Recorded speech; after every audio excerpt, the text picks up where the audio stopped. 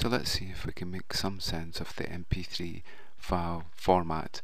MP3 is obviously has been used in many applications, especially around the creation of high quality audio files.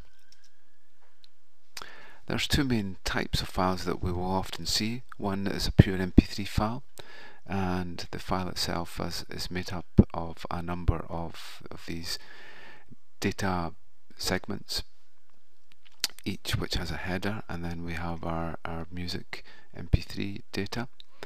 The other type that we can have is to have an ID3 tag at the start of the MP3 file, and that will describe the artist, the title, the song title, and so on.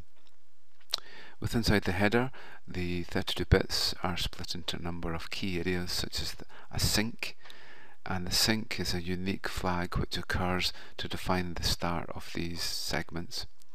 Then we have version number, layer, error protection, data rate, and so on.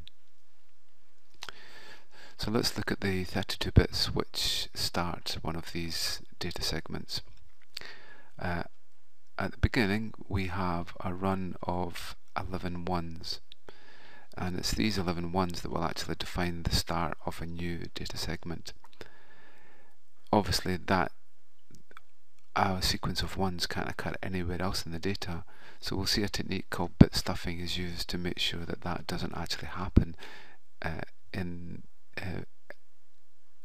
doesn't happen within the data at any point apart from at the beginning. Then we can have our audio ID, in this case 10. We then have a layer description such as 01 for MP3, a protection bit, data rate, and so on. So we can see here there is our starting header because we have 11 ones in a row.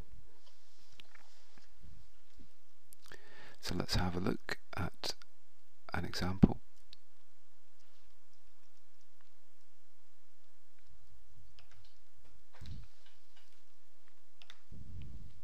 So for our first file, we do not have a header, an ID3 header. So we can see here this file has the 11 ones and so on. So if we actually look through the file, so there's the starting part there.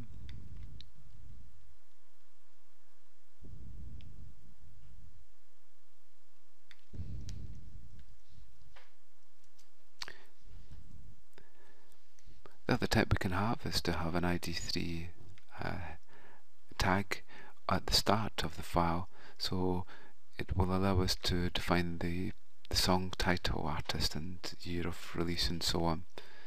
So in this case, what we see at the start is different. We see an ID3 tag, so in this case we can see it here.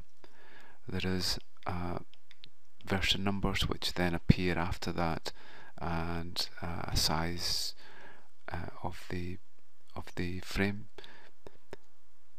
We then search for the TT2 tag. We can see it's here,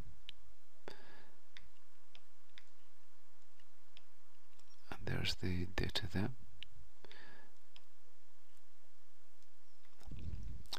After which we have a number of key tags which are then used to define some of the key things. So in this case, it's an album title is defined with the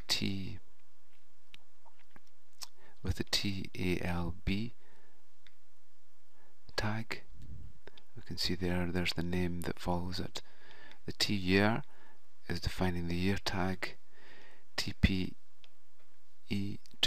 defines the artist name, and so on. So let's see if we can have a look at another file.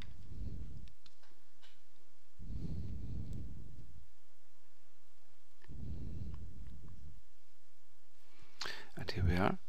So there's the tag, then we find our TT2, which is here, and from there we can find out what the name of the artist is, and so on. If you just load up another one.